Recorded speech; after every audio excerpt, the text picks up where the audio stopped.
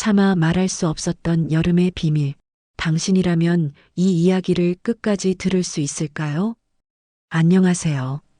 제 이름은 한서연, 올해 56세입니다. 이 얘기를 꺼내기까지 참 오랜 시간이 걸렸습니다. 부끄럽고 죄책감도 있지만 제 인생에서 가장 뜨거웠던 순간이었거든요. 저는 남편 박재호와 30년 넘게 살았습니다. 대학에서 만나 결혼하고 온 삶을 함께 했죠. 그런데 2022년 봄 남편이 췌장암 판정을 받았습니다. 1년 반 동안 투병 끝에 결국 세상을 떠났습니다. 마지막 반년은 직장을 그만두고 간병에 매달렸습니다. 점점 말라가는 남편을 보는 건 고통이었어요. 장례를 치른 후 저는 정말 아무것도 할 수 없었습니다. 보험금이 조금 있었지만 앞으로 몇십 년을 살아야 한다는 현실이 막막하게 다가왔습니다. 그보다 더 견디기 힘든 건 외로움이었습니다. 특히 밤마다 옆자리가 비어 있다는 사실이 숨을 막히게 만들었어요. 새벽에 깨면 다시 잠들지 못하는 날이 많았죠. 그래서 2023년 여름 마음을 다잡았습니다. 차라리 새벽부터 일을 나가자. 그게 덜 힘들겠다고 생각했어요. 분당의 한 대단지 아파트 청소 일을 시작했습니다. 새벽 4시부터 6시까지 복도와 계단을 걸레질하고 엘리베이터와 로비를 닦는 일이었습니다. 출근 첫날은 정말 잊을 수 없습니다. 6월 중순 찜통 같은 새벽 공기에 온몸이 금방 땀으로 젖었죠. 그때 들려온 낮고 차분한 목소리. 고생 많으십니다. 잠깐 쉬다 가세요. 경비실에서 저를 부른 사람이 있었습니다. 키가 크고 어깨가 넓은 50대 후반쯤 되어 보이는 남자. 그가 정민수 씨였습니다. 시원한 에어컨이 돌아가는 경비실에 들어서자 얼음물이 제 앞에 놓였습니다. 그 물을 마시는 순간 눈물이 날 뻔했어요. 남편이 떠난 후 이렇게 따뜻한 배려를 받아본 게 처음이었으니까요. 감사해요. 정말 고맙습니다. 제가 말하자 민수 씨는 조용히 웃었습니다. 그 웃음 속에서 왠지 모를 외로움이 보였습니다. 그날 이후 저는 새벽이 기다려졌습니다. 처음엔 시원한 에어컨 때문이라 생각했죠. 하지만 점점 민수 씨와의 짧은 대화가 하루 중 가장 편안한 순간이 되었습니다. 오늘도 더우시죠? 선풍기 더 세게 틀어드릴까요? 그런 세심한 말 한마디가 왜 그렇게 마음에 와닿았는지 모릅니다. 남편도 좋은 사람이었지만 감정 표현에는 서툴렀습니다. 32년 결혼 생활 동안 사랑한다는 말을 손에 꼽게 들었으니까요. 민수 씨는 달랐습니다. 냉장고에 시원한 음료를 준비해두고 땀 흘린 제게 수건을 건네주었죠. 그 작은 배려들이 저를 자꾸 웃게 만들었습니다. 혹시 이런 이야기 궁금하시죠? 그렇다면 구독과 좋아요, 댓글 부탁드립니다. 여러분의 반응이 제게 큰 힘이 됩니다. 며칠 지나자 저는 민수 씨에게 집에서 만든 오이냉국과 김치를 가져다 주기 시작했습니다. 그는 이렇게까지 안 하셔도 돼요. 라며 당황했지만 사실 저는 일부러 양을 더 많이 만들고 있었어요. 누군가를 위해 음식을 준비한다는 설렘이 다시 살아나고 있었으니까요. 그리고 어느 날 그가 제게 처음으로 자신의 이야기를 꺼냈습니다. 서연 씨, 혼자 사세요? 저는 고개를 끄덕이며 대답했습니다. 네, 남편이 작년에 세상을 떠났어요. 민수 씨의 표정이 잠시 어두워졌습니다. 저도 그래요. 아내가 3년 전에 그 짧은 말에 우리 사이에는 말하지 않아도 통하는 공감대가 생겼습니다. 그날 이후 우리 대화는 조금씩 깊어졌습니다. 처음에는 날씨나 일상 이야기가 전부였지만 점점 서로의 과거까지 자연스럽게 꺼내게 되었죠. 민수 씨는 이 아파트에서만 30년을 살았다고 했습니다. 아내와 함께 시작한 신혼집이었고 결혼기념일과 휴가, 주말 아침까지 온갖 추억이 깃든 곳이었죠. 하지만 아내가 세상을 떠난 뒤 혼자 남은 집은 그에게 너무 넓고 공허했다고 합니다. 그래서 떠나기보다는 이곳에 남아 경비원 일을 시작했다고 하더군요. 아내와 함께 보냈던 거리를 걷고 같이 갔던 시장을 지나며 그녀의 흔적을 느끼는 게 힘들면서도 놓고 싶지 않은 기억이라 했습니다. 그 이야기를 듣는 순간 제 마음 한쪽이 먹먹해졌습니다. 저도 비슷했으니까요. 남편과 마지막 몇 년은 병원 이야기, 약 이야기뿐이었지만 그래도 그 사람과 함께 살던 시간이 내 인생의 전부였다는 걸 그가 떠난 후에야 알게 되었죠. 7월이 되자 더위는 본격적으로 기승을 부렸습니다. 새벽 4시에도 습도가 높아 조금만 움직여도 등줄기에 땀이 흘러내렸습니다. 그날도 청소를 마치고 경비실에 들어섰는데 민수 씨가 평소보다 서둘러 의자를 내주더군요. 오늘은 정말 덥죠? 얼른 앉으세요. 에어컨 바람이 뺨을 스치자 마치 천국에 온 듯 시원했습니다. 그런데 선풍기 바람에 무언가가 바닥으로 떨어졌습니다. 주워보니 사진이었습니다. 젊은 시절에 민수 씨와 한 여자가 바닷가에서 활짝 웃고 있었습니다. 여자의 눈빛은 민수 씨를 깊이 사랑하는 듯 했고 그 웃음이 참 예뻤습니다. 아, 그거. 민수 씨가 당황하며 손을 뻗었습니다. 아내분이신가요? 제가 조심스럽게 묻자 그는 고개를 끄덕였습니다. 결혼 10주년 때 부산 여행이었어요. 아내가 바다를 무척 좋아했거든요. 그의 목소리가 작아졌습니다. 그 눈에 맺힌 물기를 보자 제 가슴도 함께 저려왔습니다. 나도 떠오르는 사람이 있었습니다. 남편과 마지막으로 여행을 갔던 날, 그날은 웃음보다 피곤이 많았고 그마저도 사진 몇 장 없이 지나갔죠. 서로에게 무관심해져 있던 시절이었으니까요. 저도 그래요.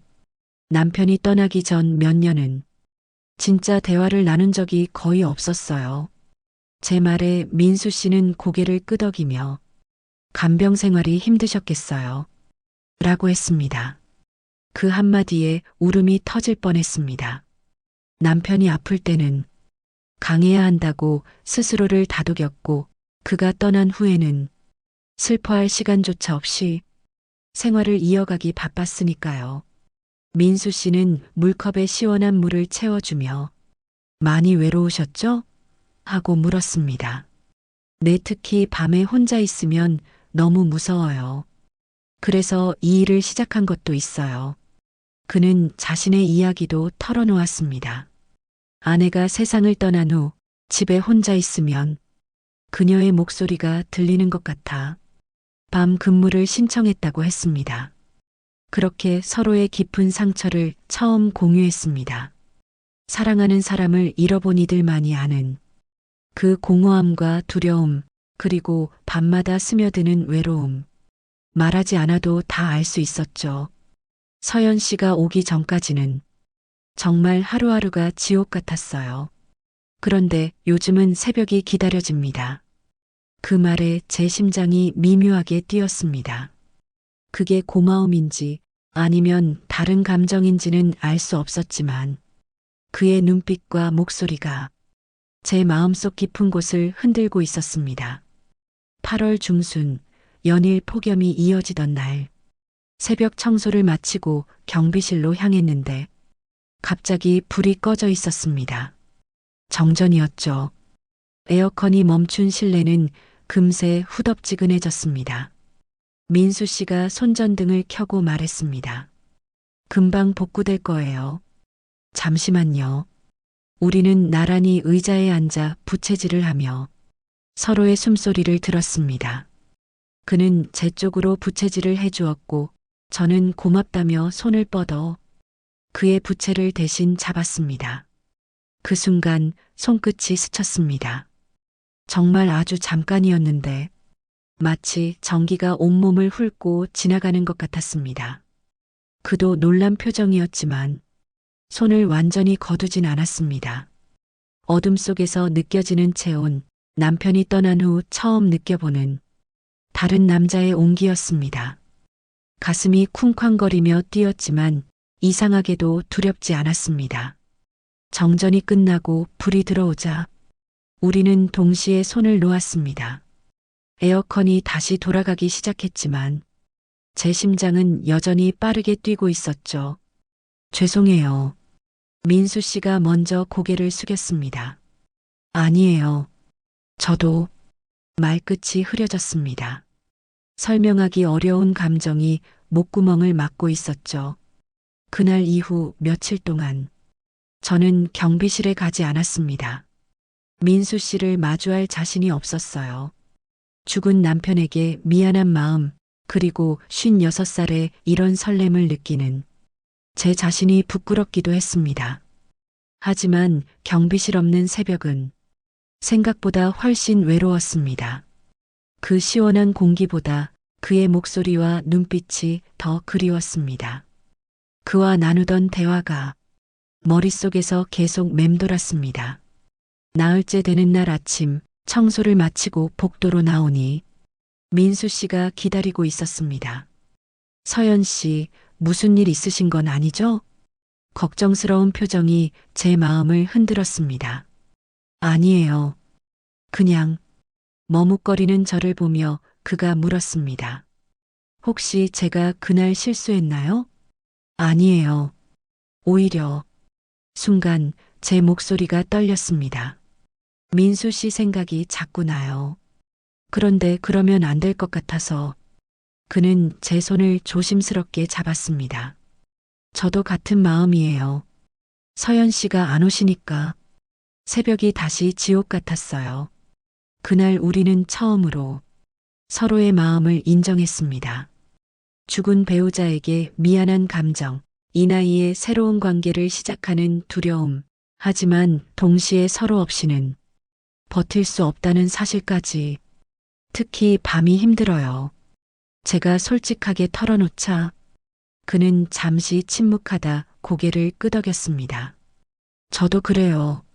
서연 씨가 유일하게 편안하게 만드는 사람이에요. 그날 밤 그는 제 원룸까지 함께 걸어다 주었습니다. 문 앞에서 작별 인사를 나누는데 민수 씨가 갑자기 제 뺨에 가볍게 입을 맞췄습니다. 깃털처럼 스친 뽀뽀였지만 온몸이 떨렸습니다. 그날 밤 저는 한참을 뒤척였습니다. 그의 입술이 닿았던 자리에서 열이 가시질 않았습니다. 며칠 뒤 무더위 속에서 청소를 하던 중 갑자기 어지럼증이 몰려왔습니다. 식은땀이 나고 다리가 풀렸습니다. 간신히 집에 돌아왔지만 고열이 오르고 몸을 가눌 수 없었죠. 사흘 동안 일을 나가지 못했습니다. 작은 원룸에 에어컨도 없어 선풍기 바람으로 버티는 게 한계였고 입맛도 잃어 물조차 거의 마시지 못했습니다. 사흘째 저녁 문을 두드리는 소리가 들렸습니다. 서연 씨, 괜찮으세요? 문 밖에서 들려온 목소리는 분명 민수 씨였습니다. 관리사무소에서 제 연락처를 알아내 전화를 걸었지만 받지 않자 직접 찾아온 것이었죠. 문을 열자 그는 놀란 얼굴로 저를 부축했습니다. 이게 무슨 꼴이에요? 며칠을 제대로 못 드신 거예요? 그는 급히 약국으로 달려가 해열제와 이온음료, 죽까지 사왔습니다. 이렇게까지 안 하셔도 돼요. 제가 미안해하자 그는 단호하게 말했습니다. 이 더위에 혼자 아프시면 안 되죠. 제가 없었으면 어떻게 하실 뻔했어요? 그는 젖은 수건으로 제 이마를 닦아주고 죽을 한 숟가락씩 먹여주었습니다. 오랫동안 누군가의 돌봄을 받은 적이 없었기에 그 손길이 더 낯설고 또 따뜻했습니다. 정우 씨도 제가 아플 때 이렇게까지 곁을 지켜준 적은 없었죠.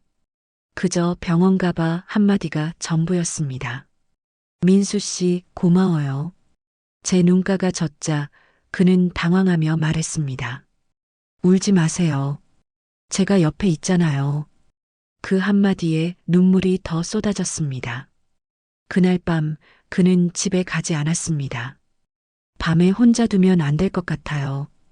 여기 있을게요. 작은 원룸에서 함께 보내는 밤, 처음엔 떨렸지만 이상하게 안심이 됐습니다. 열이 오를 때마다 그는 젖은 수건을 다시 적셔와 제 이마에 올려주었고 어느 순간 그의 시선이 제 눈에 머물렀습니다. 숨이 가빠지기 시작했고 저도 그를 바라보았습니다. 민수 씨 저도 제 말이 끝나기도 전에 그의 입술이 제 이마, 뺨, 그리고 마지막으로 입술에 닿았습니다. 그의 입술이 닿은 순간 온몸에 전기가 흐르는 듯 했습니다. 오래 잊고 지냈던 설렘이 심장에서부터 퍼져나왔습니다. 민수 씨의 키스는 조심스러우면서도 간절함이 담겨 있었습니다. 마치 오랜 기다림 끝에 겨우 손에 넣은 보물을 놓치고 싶지 않다는 듯이 그의 손이 제 뺨을 감싸고 천천히 어깨를 스쳤습니다. 아프시면 언제든 말해요. 그 한마디에 몸보다 마음이 더 풀렸습니다. 우리는 조심스레 서로를 끌어안았습니다. 그동안 눌러왔던 외로움과 그리움이 한꺼번에 터져나오는 듯 했습니다. 그렇게 우리는 하나가 되었고 서로의 체온을 나누며 긴 밤을 함께 보냈습니다. 밤새 민수 씨는 제 머리카락을 쓰다듬으며 속삭였습니다. 서연 씨 사랑해요. 그 말은 내 마음 깊은 곳을 울렸습니다. 눈물이 저절로 흘러내렸지만 이번엔 슬픔이 아니라 안도와 행복의 눈물이었습니다. 새벽이 밝아올 무렵 그는 제 손을 꼭 잡은 채 잠들어 있었고 저는 그 손을 놓고 싶지 않았습니다. 이렇게 편안한 밤을 보낸 게 도대체 얼마만인지 몰랐습니다. 아침이 되자 민수 씨는 주방에서 간단한 미역국을 끓였습니다. 뜨끈한 국물이 목을 타고 내려가자 몸뿐 아니라 마음까지 따뜻해졌습니다. 이제 좀 괜찮으세요? 네, 덕분에요. 짧은 대답이었지만 제 표정에는 감사가 다 담겨 있었습니다. 그 후로 우리는 더 이상 서로의 마음을 숨기지 않았습니다. 새벽마다 경비실에서 만나 커피를 마시고 짧게는 10분, 길게는 30분씩 이야기를 나누었습니다. 민수 씨는 가끔 제가 먹을 수 있도록 과일이나 간식을 준비했고 저는 집에서 반찬을 더 만들어 그에게 가져다 주었습니다. 그렇게 우리의 하루는 자연스럽게 얽혀갔습니다. 9월 초 아침 저녁으로 선선한 바람이 불기 시작할 무렵 민수 씨가 진지한 표정으로 말했습니다. 서연 씨, 저랑 같이 살지 않으실래요? 그의 제안에 제 가슴이 세차게 뛰었습니다. 각자 혼자 사는 것보다 함께하는 편이 더 안전하고 마음도 편할 거라는 이유였습니다. 사실 저도 비슷한 생각을 하고 있었지만 쉽게 대답할 수는 없었습니다. 우리 이렇게 해도 될까요? 남들이 뭐라고 할까요? 그는 제 손을 꼭 잡으며 말했습니다. 서연 씨, 우리 나이가 몇이에요? 이제 남 눈치 볼 나이는 지났잖아요. 우리가 행복하면 그게 전부 아닌가요? 그 말에 제 마음속 망설임이 조금씩 사라졌습니다.